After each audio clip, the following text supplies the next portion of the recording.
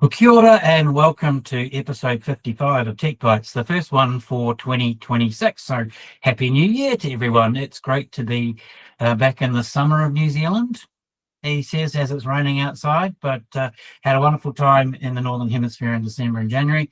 So great to be here and with my good friends, Chris Dempster-Rivet and Kelsey Hallahan from, I'll let them talk about where they're from and who they are, because that's the way this rolls, right? So we're thrilled at Two Ends this year to have RAD, Recycle Device, as our social impact partner for 2026. The first time we've done something like that. And in February, we're going to be focusing in on the mahi that they do and how members can be involved.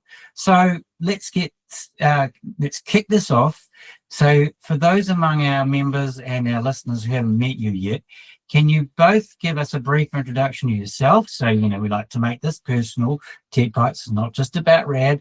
What it was like growing up, how did you find your way into the world, and then how did you get into digital equity? So we're going to start with Chris, mainly because weren't you the winner of the Cheers Award for the Two Ends Awards last year, Mr. Dempster-Rivet? Well, kia ora, Craig. Long-time listener, first-time caller, I guess is what you can call me. I haven't been on your show before, so thank you for the opportunity. Yes, I was the winner of the Cheers Award, Two Ends Cheers Award, which my children continued to ask me a lot. What are you doing with that award? Are you stacking chairs, or is it something to do with furniture? Which I graciously carried that momentum on, that pathway, and yes, that's what we did. I helped Craig and the Two Ends team pack up at the end of the day, so I got an award. But great to be on board, Craig, and here in 2026, talking with you and looking forward to where 2026 takes us in our relationship. I know we've been mates for a long time now, so great to be here to talk about the RAD kaupapa and the other work that Digital Future Aotearoa does. So, ko Christopher Ingoa, huri hau Ngāti Maniapoto no Ngāpuhi no Snails Beach Hope, ke General Manager Digital Future Aotearoa ahau e mahi ana. So, great to be here. Whakapapa back to Ngāti Maniapoto down in the Waikato and Ngāpuhi up at Northland. Currently living in Snails Beach. And I am the General Manager of Digital Future Aotearoa. And with that, I think I pass it over to Kelsey and she can introduce herself. Kia ora. I'm Kelsey. I'm the Program Manager at Digital Future Aotearoa, and I have the privilege of working with Chris and our other kaimahi to deliver our kaupapa. I actually grew up in Whangarei, so sort of similar roots to Chris in lots of ways, but I live in Kirikiriroa, Hamilton. And although my heart is always at the beach, I am constantly here in the fog by the hour, but I wouldn't change it. I love it. I started off my professional life as a primary school teacher, and I have a real passion for education and equity, which is why being part of Digital Future Aotearoa and the RAD kaupapa is so meaningful for me, because it supports our tamariki and rangatahi in the classroom to walk their pathways of life successfully. Something about teachers who get into this mahi, isn't there? Yeah. Maybe it's just to see something in the classroom. And, yeah. It is, yeah. We see things happening on the front line with our kids and in communities, and then we see how we can help with that. We've also got really big hearts, so we can't not do something. Nice. Hey, look, talking about this phrase that we use, this digital divide phrase, digital exclusion, whatever you want to put it. I mean, it can feel a bit abstract to those of us, particularly working in, big high rises in their big cities, and just you don't have your finger on it. So I'm going to ask you, Chris, can you paint a picture of what the reality is in Aotearoa right now? Just how big is this gap for rangatahi needing devices? And what happens to students' futures when they fall into that gap? Yeah, good. I mean, I think the digital divide's been with us for a long time now, in its different states. So I guess we've overviewed that it's where an individual or family is not able to reliably participate in society via digital technologies. This could be due to a couple of things. We like to use MAST, MA, and then I added another little A in there, ST, as a bit of an acronym to sort of break it down. Motivation, there's got to be a motivation to get online or get digital. We're seeing a lot of that now with digitization, government digitization of services, other commercial digitization services, and even harder in the regions when in-person stores are reducing, banks, etc., and things like that. Then we've got access to digital technologies. Obviously, that's more around the technical side of things, the hardware, etc., the affordability of said technologies, and that could be to do with the actual device or hardware itself, or the subscriptions you need to get online. S is skills, so we've got to have the ability to use those tools properly and get online. And I guess the biggest one is the T. Do we trust those tools and services online, and what's happening with our data, our information that we're putting on there? So I guess I always go back to, there's a number of connected and unconnected variables that relate to the availability of infrastructures that are around, where we now see that with the mobile technologies and the shutdown or close down of 3G. We've also got the wireless internets and fiber internet. So we've got different types of technologies and services available, and whether that technology and services are available in a specific region. So we're talking infrastructure a little bit there, devices, internet, telecommunications, mobile, etc. But I think probably the most important aspect of that is, as we sort of are swimming around in this cost of living crisis environment situation for many whānau, it's making it harder to quantify. I guess more people are falling into the material hardship space. So there's about 1.995 million households in New Zealand. About 720,000 of those households, based on Stats NZ figures, say they do not have enough, not enough, or just enough money to survive. Inside those households, we've got about 253,000 households where under CPAG's child poverty report, 1 in 7 children live in material hardship. So, out of that 250,000 households, 1 in 7 of that group are in hardship. 1 in 6, so if we say 2 out of the 7, 1 in 6 are in low or no income households. So, it's hard to quantify. And I guess as, the economic environment we sit in is challenging, and costs are rising, and employment and all those situations are affecting that. So once you fall into that divide, it's really hard to get out of it. And I think that's the biggest thing. Hard to get out of it because either it's outside your realm of influence, so you can't do anything. If the pūtea is not in the bank, you can't go out and get those specific things. So all those other supports that are available through the different organizations and agencies become vital to help you. But I guess the big challenge of that is technologies are always advancing. CPI pricing is always increasing. So, we're always drifting further and further away. So the divide is kind of expanding rather than contracting. Yeah, look, you and I have done quite a bit of work around the affordability of broadband services. We did that DECA report over a year ago now, and it's something that we've talked to our members about, but we haven't necessarily focused on that other bit of the affordability, which is around devices and, actually being able to use a service. And so the reason why we're talking to you guys is, there's a certain uniqueness around RAD. And so, Kelsey, I want to ask you about, what does make RAD unique, and this idea of this circular model around, where you teach students to actually repair the devices themselves. So can you talk, because you run the program. Yeah. This is the figurehead, right? And you run the program. So, how does it actually work on the ground, and what changes do you see in those students? Yeah, so I guess your members might not realise how the whole program works, so I can kind of briefly talk through that. Basically, we take donated devices who have lived their first life mostly in a corporate setting, so they're ex-fleet after 3 to 5 years, ideally.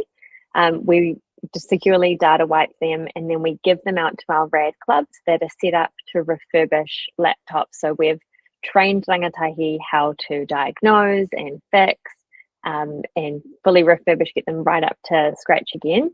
And then they are gifted either to those students who actually refurbish them, to their classmates, or out into community gifting partners through the likes of like libraries or social workers, those kinds of partners that we have in the community. So it is a really circular model from a sustainability point of view, because we're not like shortening the life of a device, we're really extending it out and getting a lot of extra wear out of it.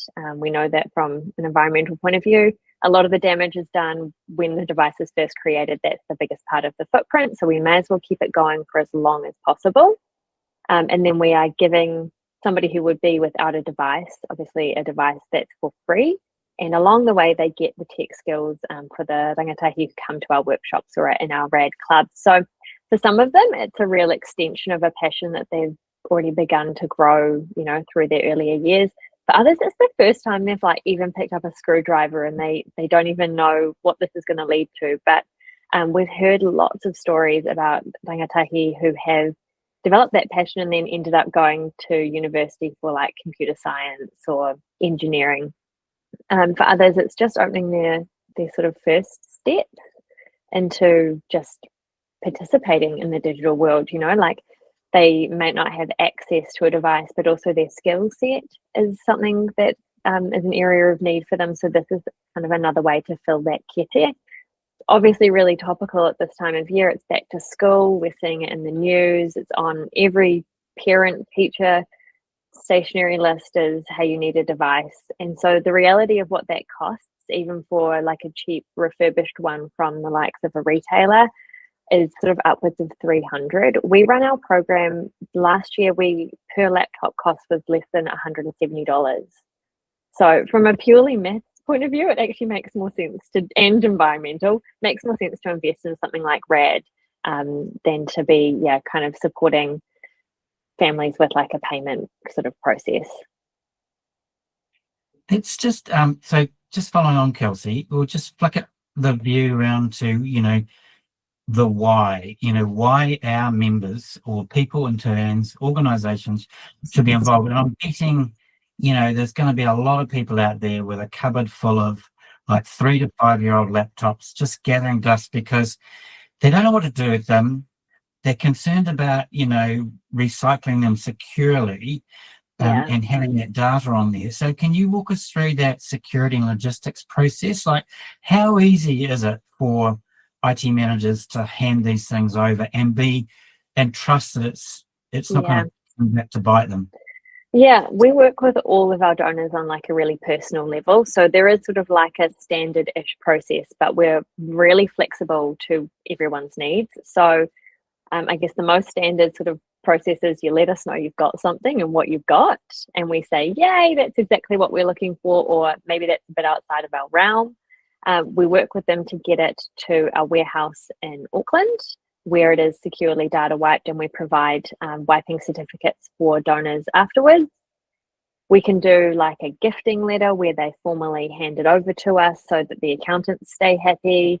We can take devices that are already wiped by the organization. We can work on a different like wiping level if that's what they need, depending on what kind of data they have. We've done it all with everybody. We're really flexible around what that looks like. And then from a why you would do it point of view, it's kind of the right thing to do to extend the life as much as possible.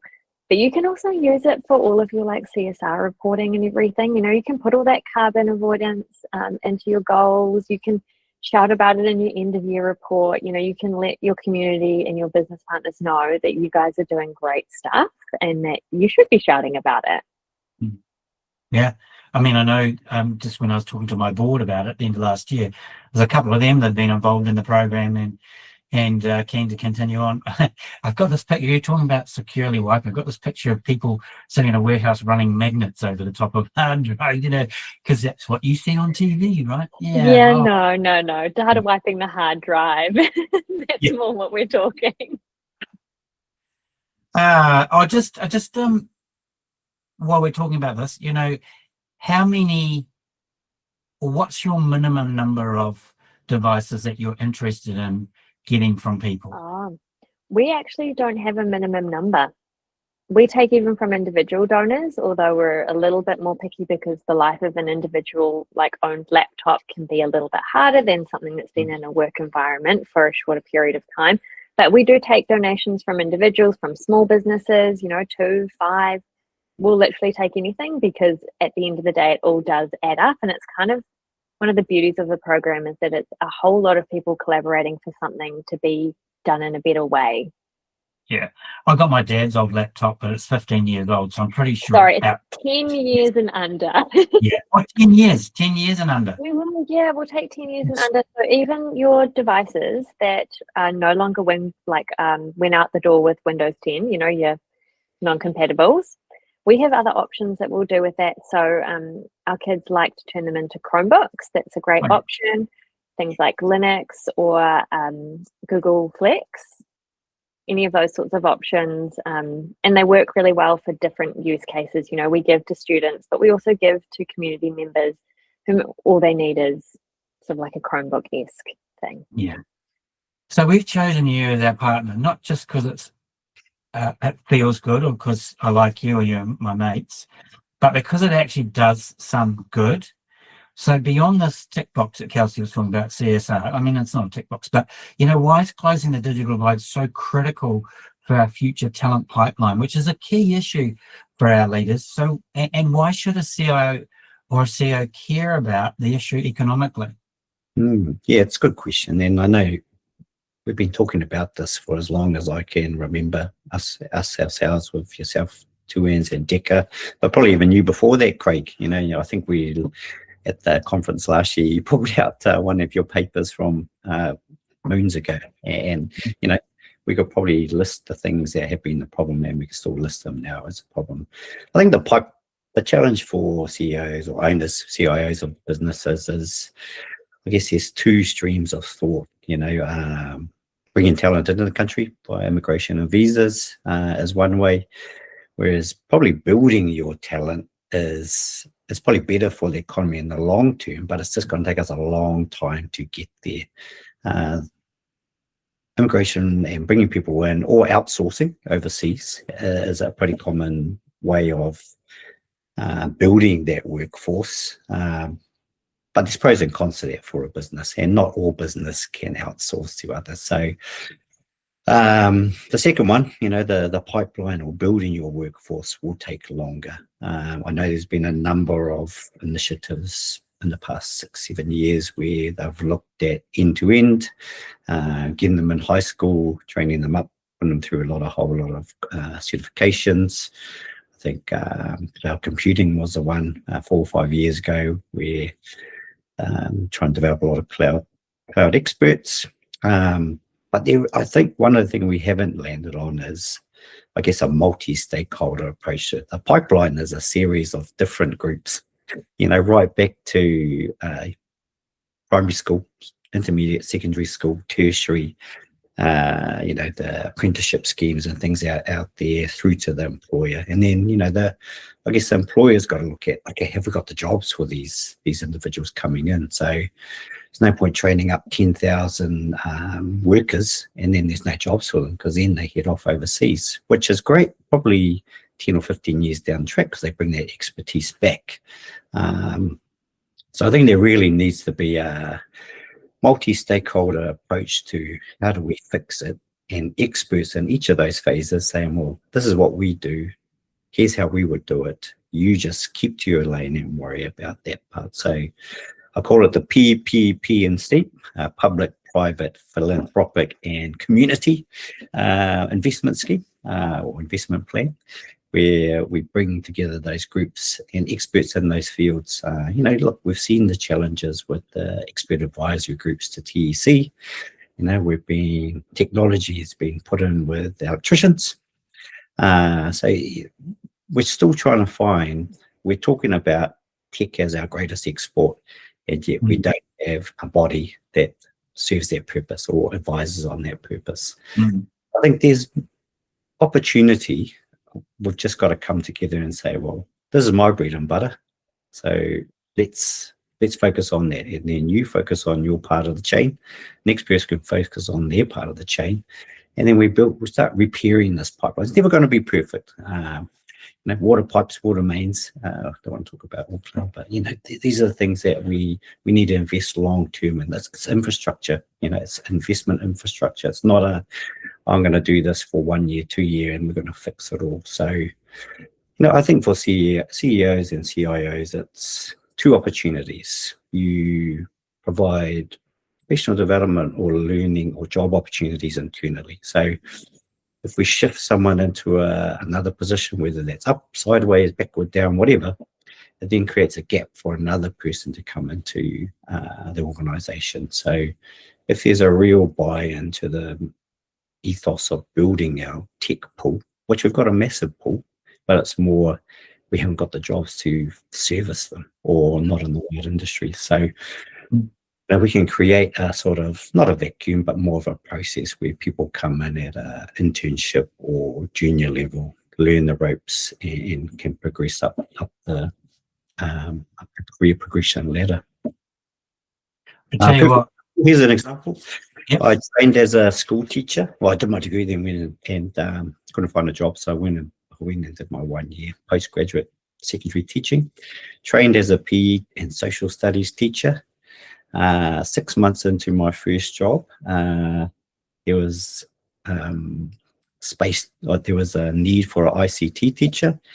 17 out of my 18 years of teaching, even though qualified as a PE social studies teacher, it was done in ICT, or digital technologies. So, I think the willingness for people to learn now that they're more integrated, or digital technologies integrated in their whole life and work life, there's more opportunities then for internal progression. So I always say, look internally, because you've probably got people with the skill set that fit that.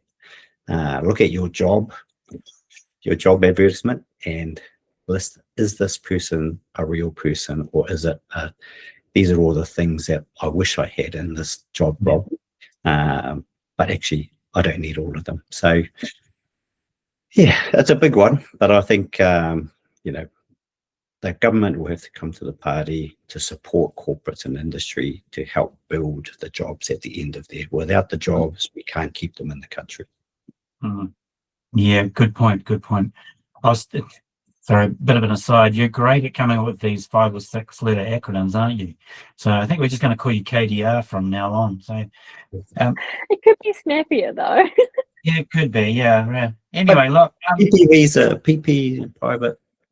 Public 4 P's and a C. Yeah, man, you got to work on your marketing, mate. Only in the acronym that we can slide into government chat. But PPP is the public-private partnership. We just added a C on the end, change one of the words. Moving on from these highfalutin acronyms, let's personalize it a little bit. Like, we talked at the corporate level, talked about the program. You guys have distributed thousands of devices now. Is there one specific story of a student or whānau that really sticks with you, that highlights the immediate impact that a single device can have on a life? I mean, last year we distributed 2,585 laptops. I think over our 5 years, we're heading very close to the 10,000 mark. And I can tell you that our inbox is the same every week. The stories just don't stop coming, and they're all very similar, and the impact is massive. Just at the end of last year, we had, just one off the top of my head, a whānau come in who had 1 mobile device for a single parent and 3 school-age children, 2 of them at high school, 1 of them at intermediate.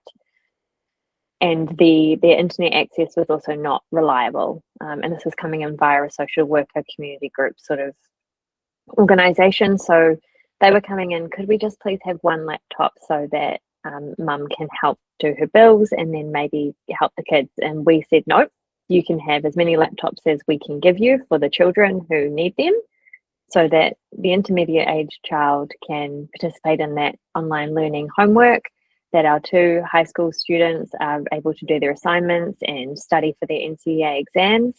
And that just completely changes the course of the education for 3 rangatahi, and then also a parent who's looking at work opportunities, who's looking at how to manage the household and support 3 young people into their success as they get older. So, I mean, every story is like that for us.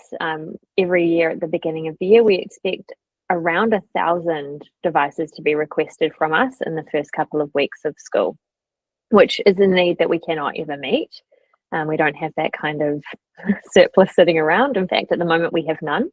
So all of the requests that are coming into us for the start of the year, we've got no laptops left to give because our donation supply in from corporate and from organisations has been so low in the last 12 months that we're not able to kind of stockpile anything for term 1 like we normally try to do to support the overwhelming need that we know will come in. So this is why we really need to get businesses on board with doing the right thing with their laptops at the end of their first life, so that we can keep having that impact every year. Yeah, well, let's talk about that gap, because you see that gap between corporate donors and community recipients. So what's the biggest misconception that people have about digital poverty or lack of digital inclusion in New Zealand? I think one of the biggest misconceptions is if you don't see it. If you're somebody who's in a really privileged position, say you work in a tech job, you're in corporate, you're surrounded by devices, access all the time, they actually don't often see that there is a divide.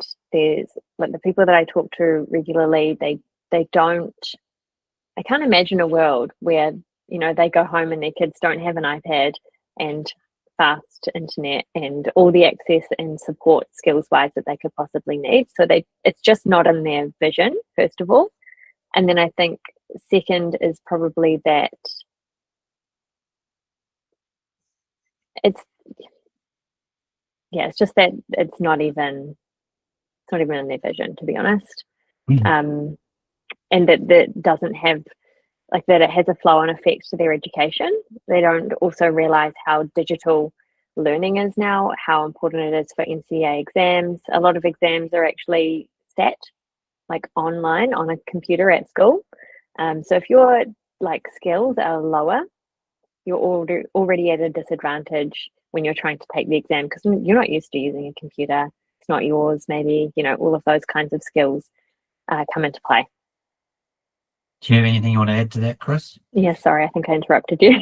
No, I think I'll jump in on the last question and then, but all I'm saying, look, we do a lot of work with children and youth in rangatahi, tamariki, and the biggest challenge for us is the free education is not actually a free education as we once knew it, because a lot of our whānau have multiple children in schools in kura, as Kelsey alluded to. And the biggest challenge with that is the device is just one part of that expense. We've got stationery, we've got uniform, we've got all the other things related to attending school now. So, and I think that can be overwhelming for a lot of people is, the digital divide or digital equity issues, inclusion issues that we see are big and they are broad, and people always look to the government to solve that problem because, that's an MOE thing because it's in education, or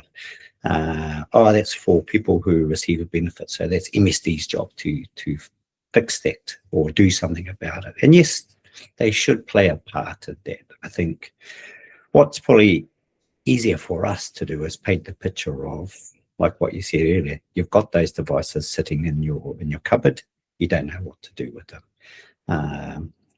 We can create you a direct link into a refurbishment program where they can be either tested, checked, see if they work, or then sent off to e-waste, recycling. And there is a pipeline for that. So what is the low-hanging fruit that is easy for our SMEs, because they're only small businesses, and showing them what that pathway looks like.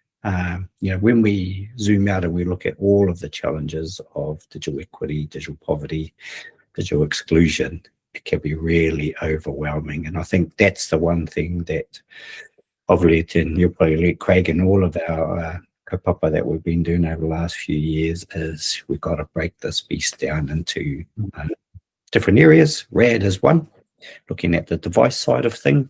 We've got connectivity stuff that other groups are looking at.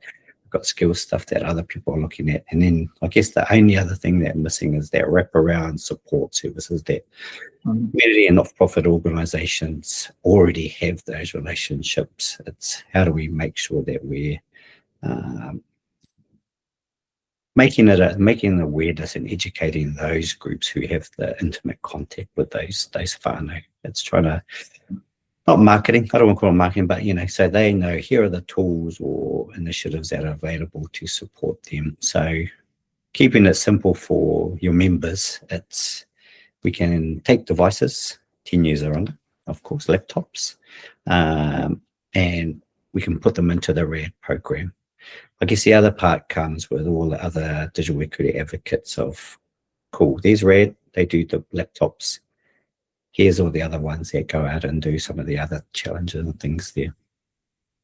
Okay, well, on that note, looking ahead, this idea of this partnership that we've got, which we haven't done before, I mean, what would success look like? I mean, every 2ANZ member jumped on board, or every corporate or organisational, what kind of dent could we actually make in the numbers in the next 12 to 24 months?